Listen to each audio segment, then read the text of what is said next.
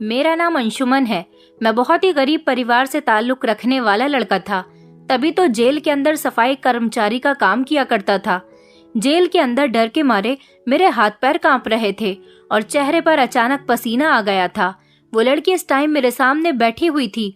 उसने मुझे एक ऐसी बात बताई थी जिसे सुनकर मुझे अपने कानों पर विश्वास नहीं हो रहा था और मेरे रोंगटे खड़े हो रहे थे। वो अपने चेहरे पर दोनों हाथ रखकर बुरी तरह से रो रही थी। मुझे ऐसा लग रहा था कि इसके दुख की वजह मैं भी हो सकता हूँ। मैंने कहा कि अब तुम बताओ, मैं तुम्हारी किस तरह से मदद करूँ। वो अचानक आंसू साफ करती हुई उठी, मुझे मेरे गिरेबान से पकड़कर उसने अपनी नजरों के सामने किया और कहने लगी, मर्द हो ना तुम? मैंने कहा कि हाँ हूँ। तो उसने कहा, तो फिर ये सब कुछ कैसे बर्दाश्त कर सकते हो? प्लीज मेरी मदद करो। मैंने कहा कि मैं मर्द जरूर हूँ, लेकिन सिर्फ मर्द होना ही काफी नहीं होता है। मैं यहाँ से तुम्हें नहीं निकाल सकता, क्योंकि मैं खुद यहाँ एक मामूली सा सफाई कर्मचारी हूँ जो कि चंद पैसों के लिए यहाँ पर नौकरी करता है। यहाँ पर मेरी कोई औकात नहीं है, सिर्फ औकात है तो एक नौकरी करने वाले की। वो कहने लगी, तुम्हें मेरी मदद करनी होगी। पर मैंने उससे माफी मांग ली। लेकिन मुझे क्या पता था कि वो औरत दुखों की इतनी भरी हुई थी कि कोई भी गलत कदम उठाने को तैयार थी।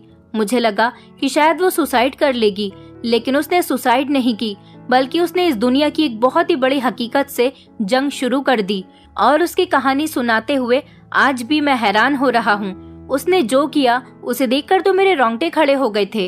वो ये जंग जीत गई थी। उसका नाम साक्षी था।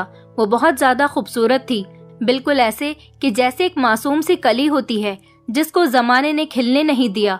खिलने से पहले ही उसकी ताजगी को खत्म कर दिया, क्योंकि उसके हाथों में हथकड़ियां थी और उसे जेल में लाया जा रहा था। मैं सेंट्रल जेल में सफाई कर्मचारी का काम करता था। ये औरतों की जेल थी। मेरी उम्र 22 साल थी। मुझे ये काम भी बड़ी मुश्किल से मिला था। मैं देखने में बहुत स्मार्ट था, लेकिन मेरी किस्मत इतनी ज्यादा अच्छी नहीं थी और न ही मेरी खूबसूरती का कोई भी फायदा था। पर जैसे ही मैंने इस लड़की को देखा तो मेरा दिल इसी का होकर रह गया था, क्योंकि वो मेरी ही उम्र की थी और बहुत ज्यादा खूबसूरत थी। वो नजरें झुकाए हुए चलती आ रही थी। इसके लंबे लंबे बाल थे, कत्थई रंग की आंखें थी और गोरा रंग था। आसपास की औरतें अपने अपने सेल में खड़ी हुई उसे देख रही थी। कोई उसे देखकर हैरान था तो कोई हंस रहा था, लेकिन कुछ औरतें उससे डर भी रही थी।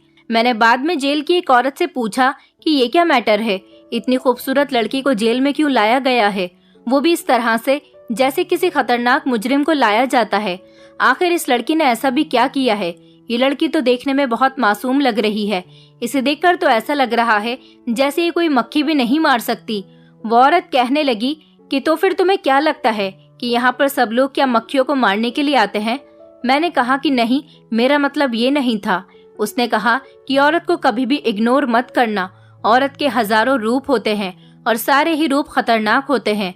वो माँ होती है तब भी जिद्दी और इमोशनल होती है, पत्नी बनती है तो बहुत ज्यादा शक्की बिहेवियर की बन जाती है, और दोस्त बनती है तो दोस्तों के लिए जान देने के लिए भी तैयार हो जाती है, और बेटी होती है तो ऐसे ऐसे कारनामे कर जाती है कि सारी दुनिया याद रखती है। इसने भी इसी तरह की एक बहुत बड़ी गलती कर दी थी, इसलिए तो इसे यहाँ लाया गया है। लेकिन इस लड़की की सजा सिर्फ इस जेल में आना ही नहीं है, बल्कि इसको तो अभी सजा दी जाएगी। इसकी सजा की शुरुआत तो अब होगी। उस औरत ने तो मुझे पूरी बात इस तरह से बताई जैसे वो इसके बारे में सब कुछ जानती है। मैंने कहा कि क्या मतलब है तुम्हारा? तुमने देखा नहीं कि वो कितनी खूबसूरत है? लेकिन वो सच में बहुत प्यारी है। उस औरत ने कहा कि बस फिर उसकी किस्मत बहुत ही खराब होने वाली है, क्योंकि यहाँ पर जो सबसे ज्यादा खूबसूरत लड़की आती है वो सबसे ज्यादा ही बदकिस्मत होती है। मेरी नौकरी यहाँ जेल में अभी अभी ही लगी थी, इसलिए मैं यहाँ के बारे में ज्यादा कुछ तो नहीं जानता था, और ये भी नहीं जानता था कि ये क्या मैटर है। मैं इस जेल के बाथरूम और वॉशरूम वगैरह साफ किया करता था। वैसे तो मुझे सारी जेल को साफ करने का काम मिला था, लेकिन मेरे साथ और भी लोग मौजूद थे जो जेल के काम किया करते थे, और मैं नया था, इसलिए मेरी ड्यूटी बाथरूम और वॉशरूम को साफ करने के लिए लगा दी गई थी। मैं बहुत हैंडसम था और अभी तक मेरी शादी भी नहीं हुई थी, क्योंकि गरीब था इसीलिए अभी शादी नहीं करना चाहता था। अभी मैं अपने पहले हालात बेहतर कर लेना चाहता था। एक दिन मैं जेल का बाथरूम साफ करने लगा तो बाथरूम के अंदर मुझे एक लड़की के रोने की आवाज आ रही थी। शायद वो नहाने के लिए आई हुई थी। यहाँ पर सख्त पहरा था, कोई नहाने के बहाने या बाथरूम के बहाने से भाग नहीं सकता था। ये सेंट्रल जेल थी, कोई मजाक नहीं था। मैं पीछे हट गया और मैंने कहा कि मुझे नहीं पता कि आप यहाँ पर क्यों बैठी हुई हो, मुझे माफ कर दीजिए। उसने अभी नहाना शुरू नहीं किया था, बस वो बाथरूम में बैठकर ना जाने क्या क्या सोचकर रो रही थी। उसने कहा कि कोई बात नहीं, मैं बाथरूम से निकल जाती हूँ, तुम अपना काम कर लो। वो बाथरूम से निकलकर दरवाजे पर खड़ी हो गई थी। वो मुझे ठीक से दिखाई नहीं दे रही थी, लेकिन उसकी आवाज मुझे लगातार सुनाई दे रही थी। शायद वो रो रही थी। मैंने जब उसे रोते हुए सुना तो उससे कहा कि मैं बाथरूम बाद में साफ कर दूंगा, मुझे इतनी जल्दी नहीं है, पहले आप अपना काम कर लो। थोड़ी देर के बाद उसके मुंह से आहें निकलने लगी। मैंने कहा कि क्या हुआ है आपको, तो वो कहने लगी कि मैं बहुत तकलीफ में हूँ। मैंने कहा कि क्यों, ऐसा क्या हो गया है? उसने कहा कि मैं तुम्हें बताकर क्या करूं, तुम आखिर क्या कर लोगे? मैंने कहा कि बस मैंने तो ऐसे ही पूछ लिया था, पता नहीं मैं भी क्यों आपसे ये सवाल पूछ बैठा। मैं हर किसी से तो ऐसा सवाल नहीं करता, लेकिन आप मुझे अच्छी लगी हो, इसलिए मैंने आपसे पूछ लिया कि आप क्यों रो रही हो। मुझे क्या, मैं तो यहाँ पर अपना काम करने के लिए आया था। अच्छा कोई बात नहीं, जाहिर सी बात है वो लड़की तो किसी को भी अच्छी लग सकती थी, क्योंकि वो बहुत ज्यादा खूबसूरत लड़की थी। मैं पता नहीं क्यों वहाँ पर खड़ा हुआ था। उसका नाम साक्षी था। वो जेल में अभी कुछ दिनों पहले ही आई थी। मैं पता नहीं वहाँ पर क्यों खड़ा था और उसके सामने कंफ्यूज भी हो रहा था। और फिर वहाँ से मैं चला गया। रात के टाइम पर मैं बैठा हुआ था, तभी अचानक मुझे हलचल महसूस हुई। मैं यहीं पर सोया करता था क्योंकि मेरा कोई घर नहीं था, और ये नौकरी मैंने इसीलिए की थी क्योंकि मुझे रहने के लिए जगह भी मिल रही थी और खाने के लिए खाना भी। मैंने देखा कि रात के टाइम पर किसी लड़की की चीखों की आवाजें गूंज रही थी। वो कोई लड़की थी और कह रही थी कि प्लीज मुझे छोड़ दो, मेरे साथ ऐसा मत करो, मुझे मत लेकर जाओ। मैंने सोचा कि शायद किसी को फांसी के लिए लेकर जाया जा रहा है, लेकिन आधी रात के टाइम पर तो किसी को फांसी नहीं दी जाती। लेकिन औरत को फांसी देने वाले बहुत कम केस इस जेल में होते थे, क्योंकि ऐसा तो कुछ नहीं था। लेकिन मेरे अंदर एक इंटरेस्ट सा जागने लगा था और मैं उस आवाज का पीछा करने लगा था। फिर मैंने फैसला किया कि मुझे देखना है कि ये आवाज कहाँ से आ रही है। थोड़ी देर के बाद मैं ये देखकर हैरान रह गया कि ये आवाज जेल के बड़े ऑफिसर के केबिन से आ रही थी। लेकिन इस टाइम तो ऑफिसर साहब अपने ड्यूटी पर होते थे। आज वो इस टाइम पर अपने केबिन में क्या कर रहे थे? और आवाज किसी लड़की के रोने और चिल्लाने की आ रही थी। वो लड़की बहुत सिसक सिसक कर रो रही थी। केबिन का दरवाजा भी अंदर से बंद था। आवाज से ही लग रहा था कि ये लड़की बहुत खूबसूरत है, क्योंकि आवाज भी खूबसूरत थी। मुझे लग रहा था कि आवाज साक्षी की है, क्योंकि आज मैंने उससे बातें की थी। लेकिन वो यहाँ पर कैसे हो सकती थी? वो तो इस टाइम अपनी सेल में होगी। फिलहाल मैं यहाँ से चला गया था, क्योंकि मैं यहाँ पर ज्यादा जासूसी नहीं कर सकता था। सुबह हुई तो फिर से वो बाथरूम में बैठी हुई रो रही थी। वो सुबह सुबह ही आकर बाथरूम में बैठ जाती थी और बुरी तरह से रोने लग जाती थी। मैं सुबह बाथरूम साफ करने के लिए इसलिए चला जाता था क्योंकि इस टाइम पर बाथरूम में कोई नहीं होता था और मैं अपना काम आसानी से कर लिया करता था। पर वो पहले से ही वहाँ पर बैठी हुई होती थी और जोर जोर से रो रही होती थी। इस बार मैंने उसे कह दिया कि तुम्हें नहाना है तो जल्दी नहाकर बाथरूम से बाहर निकल जाओ, क्योंकि मुझे बाथरूम साफ करना है। मेरी बात सुनकर वो गुस्सा करने लगी थी। उसने कहा कि तुम्हें जल्दी की पड़ी हुई है, इधर मेरी जिंदगी रोज तबाह हो रही है। मैंने उससे कहा कि जो एक बार जेल में आ जाता है उसकी जिंदगी तबाही हो जाती है, और जेल में आने वाला इंसान कुछ न कुछ ऐसा करके ही आता है जिसकी वजह से उसे जेल में कैद किया जाता है। तुम्हारी जिंदगी अभी तबाह नहीं हुई है, तुम भी तो किसी की जिंदगी तबाह करके ही इस जेल में आई हो। उसने कहा कि तुम्हें कैसे पता कि मैंने किसी की जिंदगी तबाह की है जब मैं इस जेल में आई हूँ। मैंने कहा तो फिर क्या, यहाँ तुम ट्रिप पर आई हुई हो या फिर कोई ना कोई कांड करने के बाद ही आता है। वो मुझसे बहुत बदतमीजी से बात कर रही थी, जबकि मैं उससे बहुत प्यार से और तमीज से बात कर रहा था। फिर मैंने भी उसकी बदतमीजी का जवाब बदतमीजी से ही दिया। वो बाथरूम से उठकर चली गई, ठीक तरह से अपने कपड़े भी समेटकर नहीं गई थी। मैं जब बाथरूम साफ करने लगा तो मैंने देखा कि वहाँ बाथरूम में फिटकरी के कुछ टुकड़े पड़े हुए थे। शायद वो फिटकरी को इस्तेमाल करती थी, लेकिन फिटकरी का आखिर क्या कर रही थी? भला इसका इस्तेमाल भी किस तरह से किया जाता है? मैंने फिटकरी पहले भी कई बार इस बाथरूम में देखी थी और हर बार मैं इसी बाथरूम में फिटकरी देखा करता था। शायद ये साक्षी ही रख देती होगी। मैं उसको साइड पर रख देता था क्योंकि सुना था कि इसका बार बार इस्तेमाल किया जा सकता है। और कभी कभी तो मुझसे कुछ औरतें पूछती थी कि तुम बाथरूम की सफाई करते हो तो फिटकरी निकाल कर क्यों नहीं फेंकते। मैं उनको बता देता था कि पहले से ही मुझे ये मिलती है। मुझे नहीं पता कि ये फिटकरी कौन रखता है। मुझे ये समझ नहीं आता कि फिटकरी का क्या इस्तेमाल किया जाता था। यहाँ पर किसी को भी बाहर की लाई हुई चीजें नहीं दी जाती थी। ये जेल थी, कोई ड्राइंग रूम या घर नहीं था। यहाँ अगर किसी के चोट लग जाती थी तो उसे इलाज के लिए भेजा नहीं जाता था, बल्कि उसके लिए डॉक्टर की पूरी टीम खुद जेल में जाकर उसका ट्रीटमेंट किया करती थी। जेल के अंदर ही एक हिस्सा बनाया गया था जहाँ पर जेल के कैदियों का इलाज किया जाता था। लेकिन फिटकरी का आखिर क्या किया जाता था और ये फिटकरी बाथरूम में कौन रखता था? मैं साक्षी का भी डायरेक्ट नाम नहीं ले सकता था, क्योंकि जेल में तो काफी सारी औरतें और लड़कियां थीं। मैं आते जाते साक्षी को देखा करता था। वो भी अपनी बड़ी बड़ी और खूबसूरत आंखों से मुझे देख रही होती थी। सब लोग न जाने क्यों उससे दूर रहते थे। कोई उसके पास नहीं बैठता था और न ही कोई उससे ज्यादा बातचीत करता था। वो अकेली ही बैठकर खाना खाया करती थी।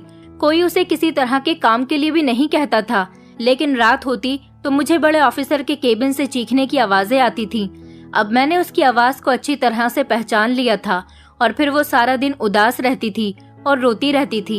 एक दिन मैंने उसी औरत से दोबारा पूछ लिया कि आखिर इसकी पूरी कहानी क्या है। मैं साक्षी की पूरी जिंदगी के बारे में जानना चाहता हूँ कि आखिर वो ऐसा बिहेव जेल के अंदर क्यों करती है। ये औरत यहाँ पर काफी सालों से थी और यहाँ जेल के लोगों के बारे में काफी कुछ जानती भी थी। ये मेरी माँ की उम्र की थी और मुझे हमेशा बेटा बेटा कहकर पुकारती थी। वो मुझसे कहती थी कि तुम मेरे बेटे की तरह हो। मेरा जवान बेटा भी तुम्हारी उम्र का था, लेकिन मेरे बेटे को जान से मार दिया गया था और उसी का बदला लेने के बाद मैं यहाँ जेल में आ गई। वो मुझे अपने बेटे का नाम लेकर पुकारती थी और वो कहती थी कि तुमसे बात करने के बाद मुझे अपने बेटे की याद आ जाती है।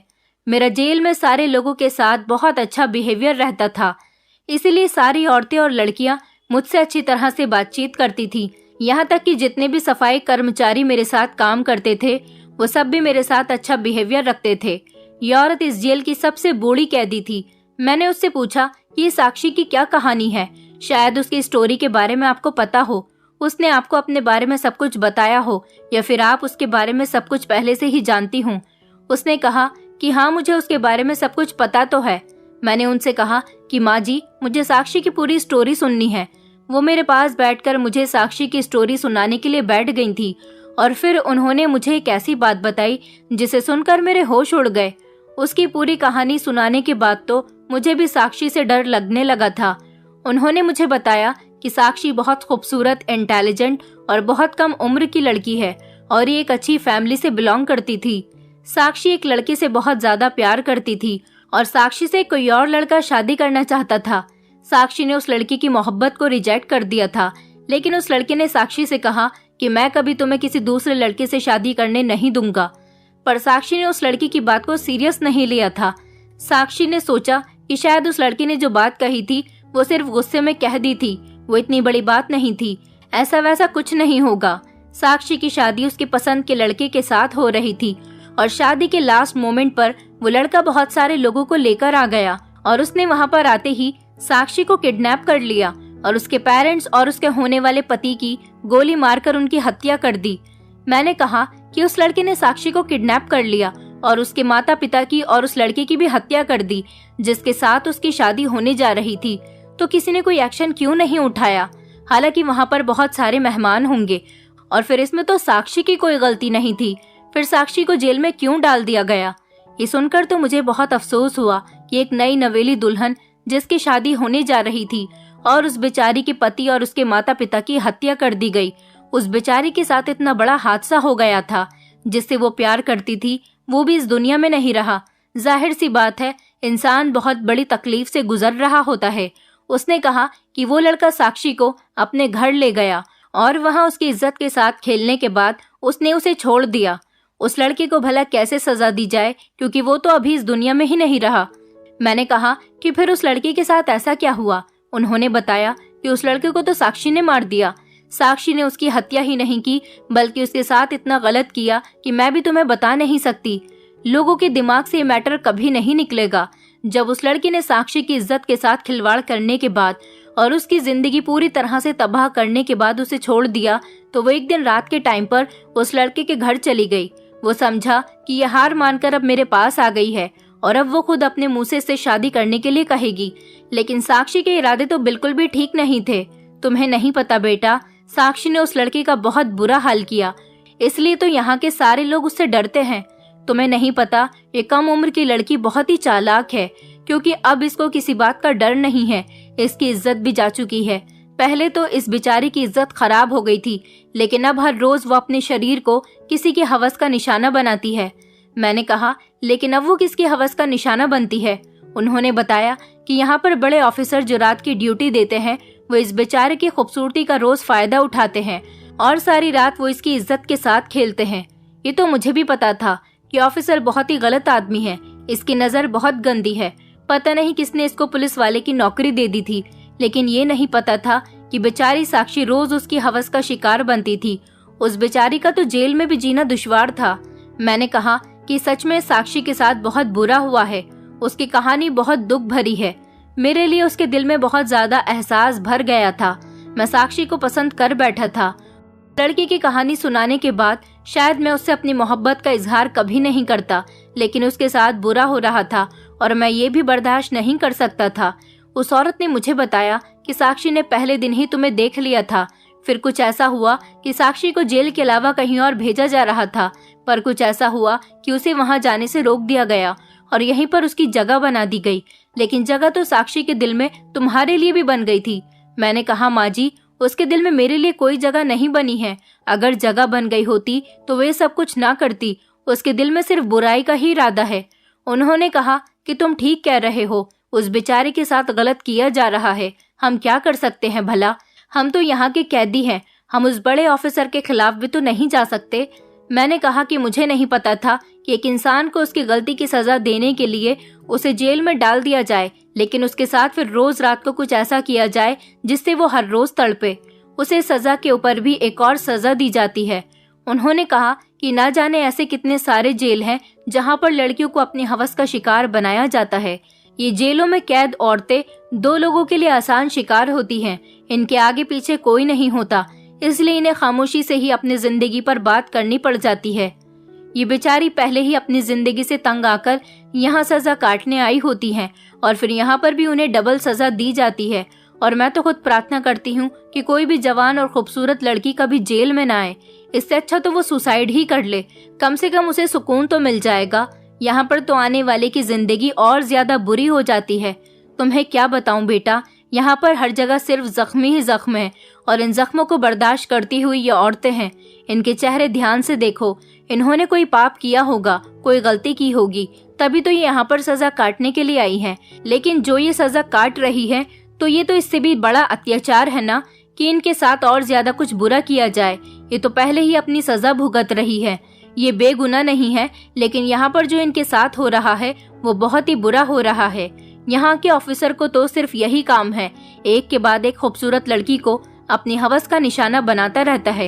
एक दिन कभी बेचारी साक्षी को आराम नहीं मिल पाता। मैं दिल में सोचने लगा, तभी तो मुझे रोज रात को साक्षी के रोने की आवाज आती है। फिर 2-3 दिन मेरा साक्षी के साथ सामना नहीं हुआ था, लेकिन एक दिन फिर वही हुआ। वो बाथरूम में थी और रो रही थी। मैं फिर से पीछे हटकर खड़ा हो गया। आज उसने मुझसे कहा कि क्या तुम मेरी मदद करोगे, मेरा एक काम कर सकते हो? मैंने कहा, हाँ बताओ क्या काम है। मैं तो उसका कोई भी काम करने के लिए तैयार था। अगर मैं उसकी थोड़ी सी भी मदद कर सकता तो मुझे बहुत खुशी होती। उसने मुझसे कहा कि मुझे फिटकरी ला दो। मैंने कहा कि तुम्हें फिटकरी का क्या करना है? उसने कहा, तुम्हें नहीं पता फिटकरी का क्या होता है? मैंने कहा, नहीं। उसने कहा कि फिटकरी से नहाया जाता है ताकि शरीर की सारी थकावट उतर जाए।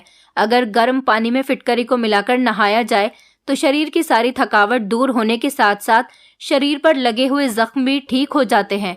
मैंने कहा, ठीक है, मैं तुम्हें फिटकरी लाकर दे दूंगा।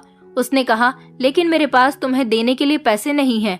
लेकिन अगर पैसों के बदले तुम्हें कुछ चाहिए हो तो तुम मुझे बता देना। मैंने उससे कहा कि अगर तुम्हारे पास पैसे नहीं हैं तो फिर तुम मुझे क्या दे सकती हो? उसने कहा, एक औरत के पास मर्द को देने के लिए काफी कुछ होता है। मैं उसकी बात को समझ गया था। मैंने उससे कहा कि मैं इस टाइप का बिल्कुल भी नहीं हूँ। आइंदा मुझसे इस तरह की कोई बात मत करना और ऐसी बात कभी भी अपने दिमाग में मत लाना।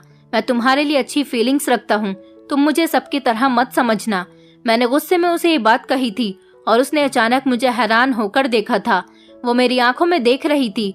उस टाइम वो जिस तरह से कपड़ों में थी, उसका पूरा शरीर पानी में भीगा हुआ था।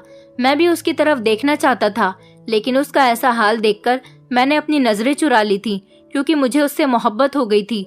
उसके बारे में मैं अपने दिल में बुरी तरह का कोई ख्याल नहीं ला सकता था, और ना ही मैं उसके साथ कुछ बुरा करना चाहता था। उसे कोई तकलीफ भी नहीं देना चाहता था। मैं तो उसकी हेल्प करना चाहता था। मैंने उससे कहा कि पहले ही मोहब्बत ने तुम्हें बर्बाद कर दिया है। उसने मुझसे कहा कि मैं उससे मोहब्बत नहीं करती थी, और ना ही वो मुझसे मोहब्बत करता था। अगर वो मुझसे प्यार करता होता तो इस तरह से मेरी जिंदगी को बर्बाद नहीं करता। वो तो सिर्फ मुझे हासिल करना चाहता था, इसलिए जिद में आकर उसने मेरे साथ इतना बड़ा अत्याचार कर दिया। मैंने कहा, हाँ, मैंने तुम्हारी पूरी कहानी सुनी है।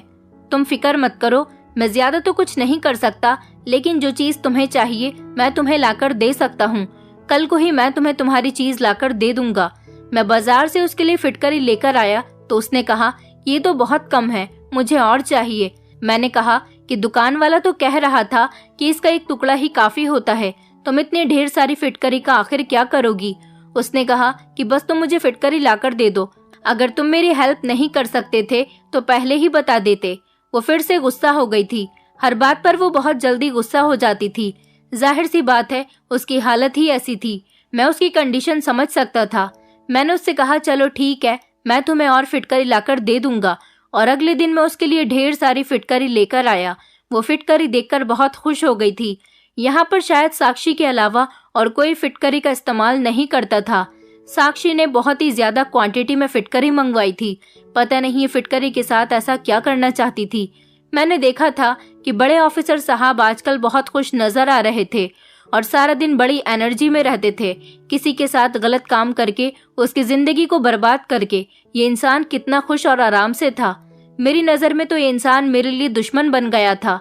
कभी कभी मेरा मन करता था कि ये जो मेरे हाथ में झाड़ू है, इसको मैं इसके सर पर दे मारूं, बल्कि मैं इसको जान से मार दूं और इस दुनिया से ही गायब कर दूं, ताकि ये कमीना कभी भी फिर किसी लड़की की इज्जत के साथ इस तरह से खिलवाड़ न करे। साक्षी से मुझे बहुत ज्यादा प्यार होने लगा था।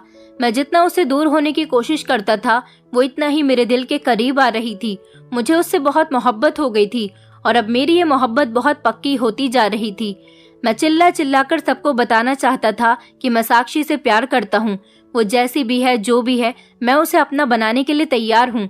मैं उसे सारी जिंदगी अपना बनाना चाहता हूँ, उसे नई जिंदगी देना चाहता हूँ। लेकिन ना जाने मेरी एक ऐसी मोहब्बत थी। मेरी जिंदगी में एक बहुत बड़ा मोड़ आ गया था। वो एक जेल की कैदी थी और मैं एक मामूली सा आदमी था जो कुछ भी नहीं कर सकता था। हमारी मोहब्बत का कोई अंजाम नहीं होने वाला था। एक दिन मैंने उसे देखा तो वो बहुत रो रही थी। मैंने कहा कि ये सब तुम्हारे साथ उस ऑफिसर ने किया है ना? वो कहने लगी, हाँ, और तुम भी तो मर्द हो, तुम भी तो मेरी कोई मदद नहीं कर सकते। मैंने कहा कि मैं तुम्हारी मदद सच में नहीं कर सकता। मैं मर्द तो हूँ, लेकिन वो पुलिस वाला है और मैं यहाँ पर काम करने वाला एक मामूली सा कर्मचारी हूँ। मैं कैसे उसके मुकाबले में खड़ा हो सकता हूँ? उसने कहा कि किसी के मुकाबले में खड़ा होने के लिए उसके साथ या उसकी पोस्ट पर होना जरूरी नहीं है। मैंने कहा कि नहीं तो। उसने मुझे झटक कर छोड़ दिया और कहा कि फिर तुम क्या सोचते रहते हो? एक तरफ तो लोगों से कहते फिरते हो कि तुम मुझसे प्यार करते हो और दूसरी तरफ तुम मेरी हेल्प भी नहीं कर सकते। तुम्हारे अंदर तो बिल्कुल भी हिम्मत नहीं है। मैंने कहा कि अच्छा फिर बताओ तुम क्या चाहती हो? तो उसने कहा कि नहीं, अभी नहीं। जो मैं चाहती हूँ वो तो बहुत मुश्किल है और मैं कुछ न कुछ जरूर करूंगी। मेरी तो कुछ समझ नहीं आ रहा था कि वो क्या सोचती थी और उसके दिमाग में क्या चल रहा था। न जाने वो अपने दिमाग में ऐसे कौन से प्लान बनाती रहती थी। मुझे कुछ समझ नहीं आ रहा था।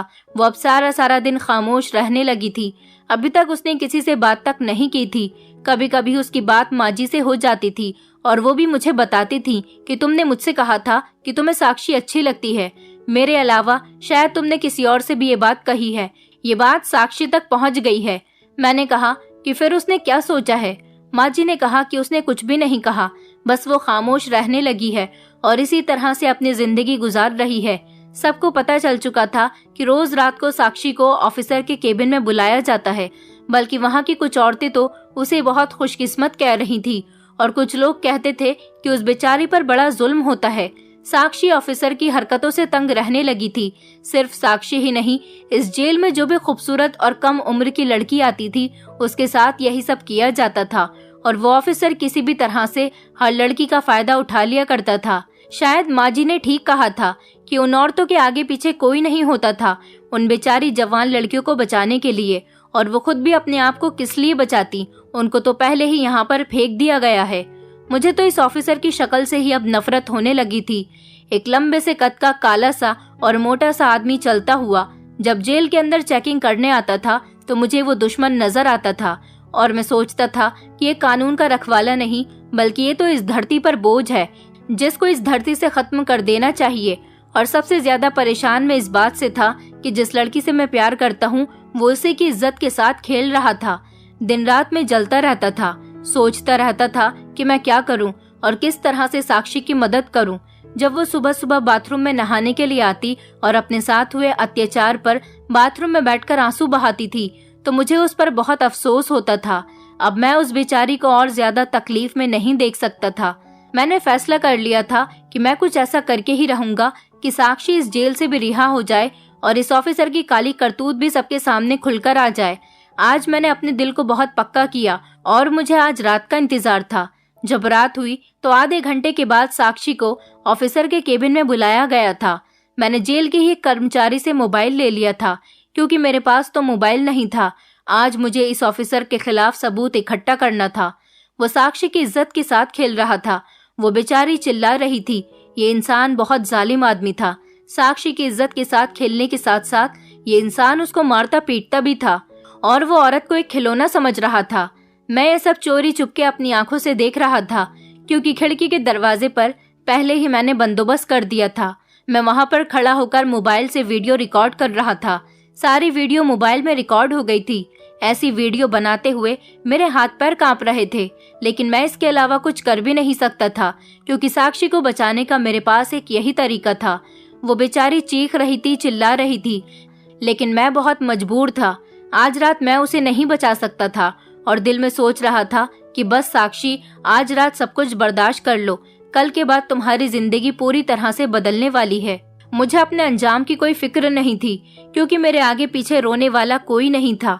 अगले दिन मैंने जेल की बड़ी जेलर, जो कि एक औरत थी, उनको ये वीडियो दिखा दिया और मैंने उनसे कहा कि ऑफिसर साहब यहाँ पर ड्यूटी करने के बजाय खूबसूरत और कम उम्र की लड़कियों के साथ ये काम करते हैं। ये सब देखने के बाद तो पूरा पुलिस स्टाफ हिलकर रह गया था क्योंकि ये वीडियो मैंने जेल की एक औरत जेलर को दिखाई थी जो एक औरत की तकलीफ को अच्छी तरह से समझ सकती थी। मैं चाहता तो ये वीडियो लीक कर सकता था, लेकिन वीडियो में जो लड़की थी मैं उससे प्यार करता था। उसकी इज्जत के साथ पहले ही काफी खिलवाड़ हो चुका था। मैं अब और ज्यादा उसके शरीर की नुमाइश नहीं कर सकता था, इसलिए मैंने एक औरत को ही वीडियो दिखाने का ये फैसला किया था। जेलर मैडम ने मेरी बहुत मदद की थी। एक औरत की इज्जत की खातिर उन्होंने साक्षी को जेल से बाहर निकलवा दिया और तो और साक्षी के साथ जो कुछ भी किया गया था उसके बयान लिए गए। ऑफिसर को तो फांसी का हुक्म दे दिया गया था क्योंकि उसके लिए जेल में रहने की सजा काफी नहीं थी। उसकी नौकरी तो उससे पहले ही छिन चुकी थी, यहाँ तक कि अब उसकी जिंदगी भी उससे छीनने वाली थी। साक्षी को उम्मीद ही नहीं थी कि मैं उसका इस तरह से भी साथ दे सकता हूँ। जेल से रिहा होने के बाद मैंने भी वो सफाई कर्मचारी वाली नौकरी छोड़ दी थी। साक्षी ने मुझे बताया कि मैं पहले ही प्लानिंग कर चुकी थी कि मुझे क्या करना है इस ऑफिसर के साथ। उसने मुझे बताया कि तुम्हें याद है मैं तुमसे फिटकरी मंगाया करती थी। इन दिनों ऑफिसर के कमरे में मैं खुशी खुशी खुद ही जाने लगी थी, तभी तो वो इतना ज्यादा खुश रहने लगा था। उसे लगता था कि मुझे अपना शरीर उसके हवाले करने का खुद ही शौक जाग उठा है। मैं उसको बड़े प्यार से रोज पानी में फिटकरी मिलाकर दे रही थी। ज्यादा क्वांटिटी में पानी में फिटकरी मिलाकर पीने से उसकी मौत हो जाती, इसलिए मैं तुमसे फिटकरी मंगवाती थी। और जो रात भर मेरे साथ वो दरिंदा मेरे शरीर के साथ खेलता था, उससे मेरे शरीर में बहुत ज्यादा कमजोरी हो जाती थी। वो मुझे मारता पीटता था, मेरे साथ बहुत अत्याचार करता था, जिससे मेरे शरीर पर चोट के जख्म के निशान हो जाते थे। फिटकरी के पानी से नहाने से वो जख्म भी ठीक हो जाते थे और तो और उन जगहों में इन्फेक्शन भी नहीं होता था। फिटकरी बहुत सारे कामों में आती है। फिटकरी का ज्यादा सेवन करने से इंसान की मौत भी हो सकती है। अगर किसी को पानी में मिलाकर फिटकरी पीने के लिए रोज लगातार दी जाए तो वो डाइजेशन खराब होने की वजह से मर भी सकता है। मैं कुछ ऐसा ही करने वाली थी। ज्यादा क्वांटिटी में उसको पानी में मिलाकर अगर फिटकरी दे देती तो शायद वो कमीना आदमी मर जाता। मैं रोज धीरे धीरे अपने इस प्लान को कामयाब करना चाह रही थी, पर ऐसा नहीं हुआ। शायद भगवान ने मुझे इस गलत काम से अब की बार रोक लिया था और तुमने मेरी मदद कर दी। सुबह जब मैं रोज बाथरूम में नहाने के लिए आती तो रात को मेरे साथ जो भी होता था उसके बारे में सोच सोच कर मैं रोती रहती थी और सोचती थी कि मैं कितने अच्छे परिवार से बिलोंग करती थी। एक इंसान ने मेरी जिंदगी को कितना बदल कर रख दिया, मेरी फैमिली को खत्म कर दिया। जिससे मैं प्यार करती थी उसे भी इस दुनिया में जीने नहीं दिया और खुद ने भी मेरे साथ बहुत बुरा किया। साक्षी ने बताया कि जिस लड़के ने उसके पेरेंट्स और उसके होने वाले पति की हत्या की थी, साक्षी ने उसे खिड़की से धक्का दे दिया था और ज्यादा ऊंचाई से गिरने की वजह से उसकी मौत हो गई थी। अब की बार भी साक्षी कुछ ऐसे ही बात करने जा रही थी। हो सकता था कि अगर साक्षी ऐसा कर लेती तो उसकी सच्चाई जेल में सब लोगों के सामने खुलकर आ जाती, तो अब की बार उसे सजाए मौत भी हो सकती थी। लेकिन भगवान भी चाहता था कि उसने बहुत सारी परेशानियां झेली हैं, अब वो कुछ खुशी के दिन भी देख ले। मैं साक्षी को बहुत दूर लेकर चला गया। साक्षी के साथ मैंने अपनी एक अलग दुनिया बसा ली। हम दोनों एक दूसरे के साथ बहुत खुश हैं और अपनी पुरानी इस कहानी को भूलना चाहते हैं। मैंने साक्षी को अपनी पत्नी बनाकर एक बहुत अच्छा काम किया। साक्षी मेरी जिंदगी में है तो मेरी जिंदगी भी बहुत आसान है। वो एक बहुत अच्छी हमसफर साबित हुई है और उसके साथ मेरी जिंदगी बहुत हंसी खुशी गुजर रही है और भगवान की कृपा से हम दोनों पति पत्नी एक दूसरे के सुख दुख के साथी बन गए। हम दोनों ने शादी कर ली और जिस शहर में हम रहते हैं यहाँ पर हमें कोई नहीं जानता। मैं शुक्रिया अदा करना चाहता हूँ जेलर मैडम का, जिन्होंने हमारा इतना साथ दिया। दोस्तों, उम्मीद करती हूँ आपको हमारी कहानी पसंद आई होगी। कहानी पसंद आई है तो वीडियो को लाइक करें, चैनल पर नए हैं तो चैनल को सब्सक्राइब करें और हाँ, नोटिफिकेशन बेल को जरूर दबाएं ताकि अगली अपडेट सबसे पहले आपको मिले।